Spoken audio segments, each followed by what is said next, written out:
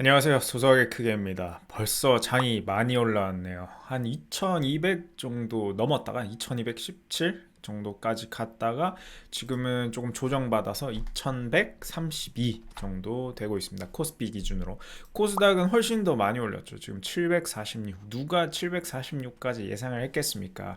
불과 한 3월 19일 그때까지만 해도 뭐 400 깨고 300 간다, 200 간다 이런 얘기도 나올 때가 있었는데 벌써 746까지 올라왔어요. 많은 분들이 계좌가 좀 회복됐으면 하는 바람이 있습니다. 예, 근데 또 이렇게 많이 오르다 보니까 며칠 전에는 다우가 한 7%, 나스닥 지수가 한 5% 빠지면서 또 2차 하락이 시작되는 게 아닌가 라고 많은 사람들이 겁을 먹었는데 생각보다 하락이 깊진 않았죠. 왜냐면 많은 사람들이 겁을 먹고 시초가에 팔았지만 몇몇 분들은 이번에 저가 매수 기회인데 아싸 하면서 빨리 현금 들고 있는 거를 입금을 많이 했단 말이에요. 그래서 키움증권에서 오류가 일어날 만큼 많은 분들이 입금을 하셨어요.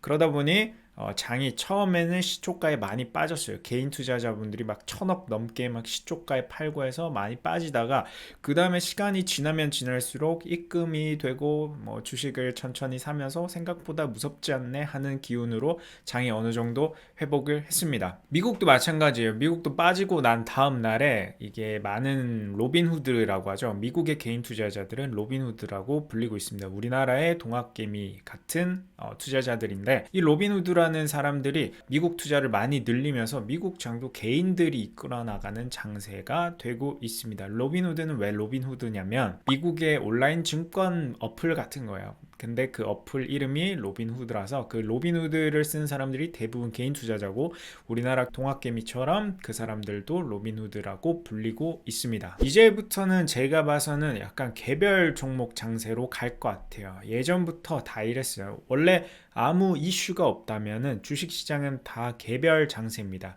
좋은 회사들은 지속적으로 주가가 오르고 나쁜 회사들은 지속적으로 주가가 빠져요. 하지만은 3월에 나왔던 그런 급락처럼 엄청난 급락이 나올 때는 좋은 기업, 나쁜 기업 할 것 없이 다 같이 주가가 빠지고 급격하게 회복을 할 때는 좋은 기업, 나쁜 기업 할 것 없이 다 같이 주가가 회복을 합니다. 근데 어느 정도 회복이 되고 나면 그때부터는 좋은 기업에만 매수세가 몰리고 나쁜 기업에는 전혀 매수세가 들어오지 않아요. 그러다 보니 조금 뭐 성장성이 부족하다거나 재무 상태가 좋지 않다거나 뭐 경영진들이 제대로 운영을 못하거나 이런 기업들에는 매수세가 점점 약해지면서 또다시 재차 하락이 일어나는 경우가 많습니다. 그래서 여러분들이 이런 장에서는 뭐야 다 같이 회복하는 거 아닌가? 주가 지수는 이렇게 많이 오르는데 왜 내 거는 안 올라? 이런 소외감을 느낄 확률이 높아요. 근데 그런 분들이 가지고 계신 기업들 종목군이 아마 뭐 철강, 조선은 조금 올라오긴 했는데 조선도 늘 소외받는 종목이죠. 조선, 철강, 해운,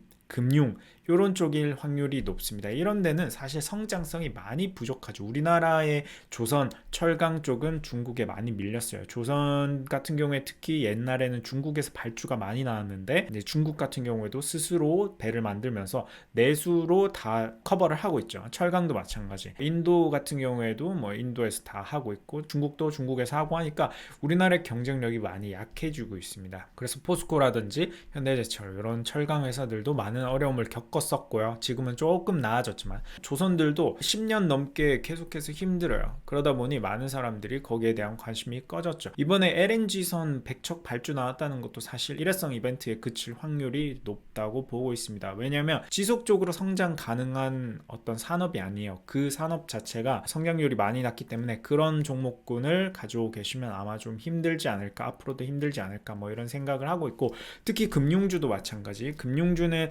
카카오나 네이버나 이런 기업들이 금융까지 잡으려고 많이 하고 있습니다. 카카오은행은 전 세계에서 가장 빠르게 성장하는 온라인 은행이라고 보시면 될 것 같고, 그런 카카오은행에 많은 사람들이 몰리다 보니까 이거 네이버은행 나오면 어떻게, 뭐 다른 또 온라인 은행이 나오면 어떻게, 이런 걱정이 생기는 거예요. 그런 금융 회사들은 어떤 플랫폼에 의해서 조금 밀리는 모습을 보이면서 성장성이 많이 부족하지 않나. 그리고 지금 같은 저금리 시대에는 예대 마진, 예금과 대출의 그 마진 폭 차이를 금리 차이를 예대 마진이라고 하는데, 그게 지속적으로 바닥에 붙으면서 은행들의 수익성이 많이 악화가 되고 있습니다. 물론 은행들이 그 예대 마진 말고도 다른 수익 사업을 많이 하지만 그게 기본적으로 깔려 있는 게 예대 마진이기 때문에 그게 이렇게 바닥에 살짝 붙으면서 많이 좀 어려워하고 있어요. 거기다가 새로운 신출내기의 등장, 카카오은행이라는 어마어마한 기업의 등장으로 인해서 금융회사들이 다 어려워지고 있어요. 보험 쪽도 마찬가지고 은행, 보험, 증권 이런 것들이 좀 어려움을 겪고 있죠. 특히 증권사들도 이게 이익이 정말 많이 나고는 있지만 배당 수익률도 높아요. 그런데 많은 사람들이 좀 증권사에 대해서는 선호를 하고 있지 않죠. 그것도 변화하고 있는 것 같아요. 변화하고 있는 세상에서 증권사가 과연 돈을 잘 벌 수 있을까라는 의문이 생겨서 사람들이 거기에 투자를 하고 있지 않는 것 같고, 우리가 봤을 때 좀 미래 성장성이 좀 낮은 그런 종목군들은 아마 앞으로도 좀 힘들지 않을까라는 개인적인 생각을 갖고 있습니다. 미국 연준이 2022년까지 통화 완화적인 정책을 펼친다고 해요. 금리도 거의 제로금리에 가깝게 하고, 지금도 거의 제로금리죠.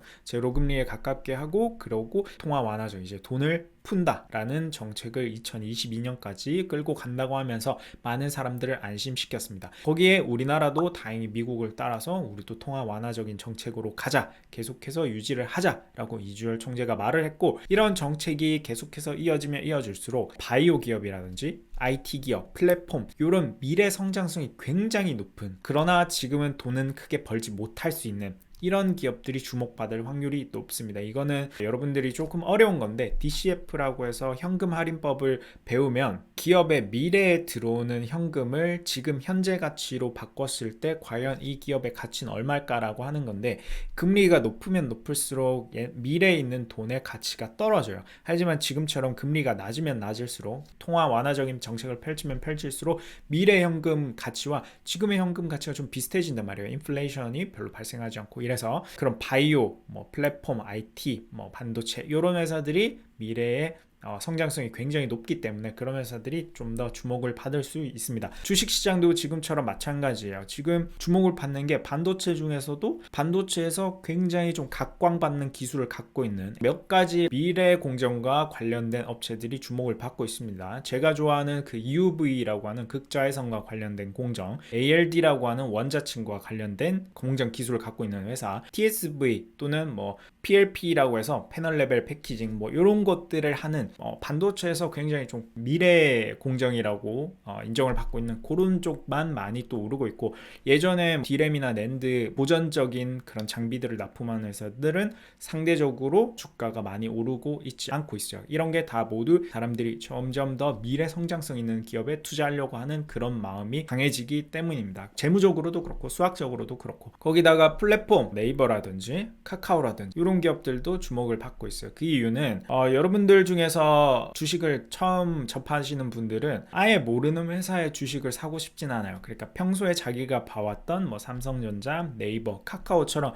정말 거대하고 유명한 기업들의 주식을 사는 경우가 많습니다. 삼성 바이오로직스라든지 한 번이라도 이름을 들어본 회사들의 주식을 살 확률이 높기 때문에 지금처럼 개인 투자자들이 많이 몰릴 때는, 특히 플랫폼은 수백만 명, 수천만 명의 이용자를 보유하고 있죠. 그러다 보니 당연히 많이 알려져 있어요, 대중들한테. 그런 기업들이 주가가 계속해서 오르는 경우가 많습니다. 카카오나 네이버는 거기다가 또 미래 성장성도 높기 때문에 사람들이 많이 알고 미래 성장성도 높고, 그래서 많은 사람들이 사고 있는 거겠죠. 앞으로도 그럴 확률이 높습니다. 여러분들이 많이 알고 있고 성장성이 높은 그런 회사들을 잘 찾아보셔야 될 것 같고, 바이오 같은 경우에는 조금 조심하셔야 되는 게, 신약 개발 업체들은 좀 많이 조심하셔야 돼요. 우리 같은 초보 투자자들은 신약 개발 업체들이 연구하고 개발하고 있는 게 과연 이게 실현이 될지 안 될지 판단을 내리는 게 상당히 힘듭니다. 의사들조차도 되게 어려워요. 직접 개발하는 그 기업들조차도 이게 성공할지 실패할지를 잘 모르고 개발하는 경우가 많아서 여러분들은 신약 개발 업체는 반드시 조심을 하셔야 되는데, 실제 실적이 나오는 그런 바이오 기업들은 투자를 하셔도 나쁘지는 않을 것 같습니다. 특히 제약사라든지 아니면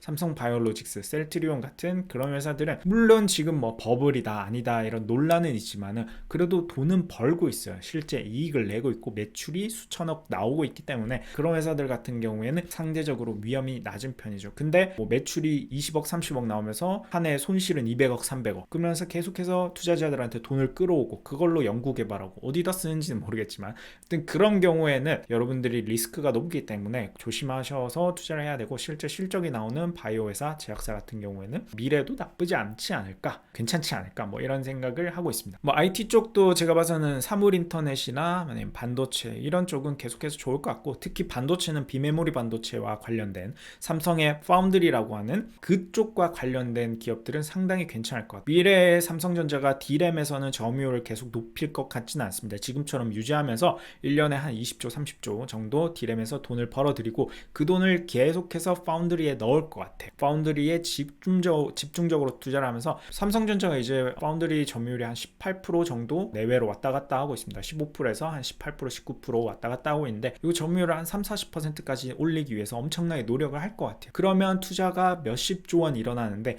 그 중에서 비메모리, 파운드리와 관련된 업체에 투자를 하는 게 기회가 아무래도 많겠죠. 그쪽에 돈이 많이 쏠릴 테니까. 그래서 지금 같은 장에는 투자를 시작한 지 1년 미만 또는 뭐 3개월, 6개월 이렇게 되신 분들이 많은데, 이런 분들은 그냥 뭐 LNG선 100척 아니면 뭐 금융회사들 배당 많이 주는데 이런 거에 굉장히 혹할 수가 있어요. 이게 근데 여러분들이 가치 투자라는 데 처음 발을 들이면서 어쩔 수 없어요. 시행착오를 겪을 수밖에 없습니다. 그런데도 한번 투자를 해보다가 왜 주가가 안 오르는지, 왜 실적이 계속 안 좋아지는지 이런 걸 공부를 하다 보면, 그쪽도 투자를 해보고 공부를 하다 보면 성장성이 낮아서 앞으로도 투자를 할 필요가 그렇게 없겠구나, 뭐 이런 거를 느끼고 다시 또 성장성이 있는 투자를 할 수 있기 때문에, 그런 것도 저는 다 시행착오로 공부가 되는 거라고 생각을 하거든요.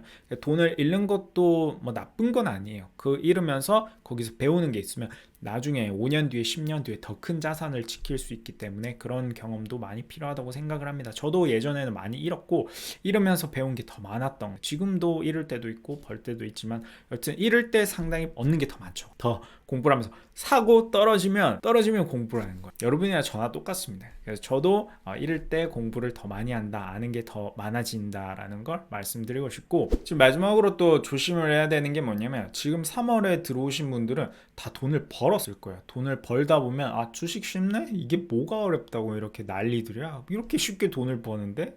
이렇게 생각할 수도 있는데 절대 그렇게 생각하시면 안 됩니다. 지금은 3월에 들어오신 분들은 정말 운이 좋았던 거예요. 3월부터 6월까지 정말 운이 좋게 돈을 벌게 되신 건데, 이게 본인의 실력이라고 착각하는 순간 정말 큰 구렁텅이로 빠질 수가 있습니다. 그거 절대 착각하시면 안 되고, 정말 운이 좋았구나, 운이 좋았기 때문에 앞으로도 공부를 해야겠다. 하지만 가능성은 본 거죠.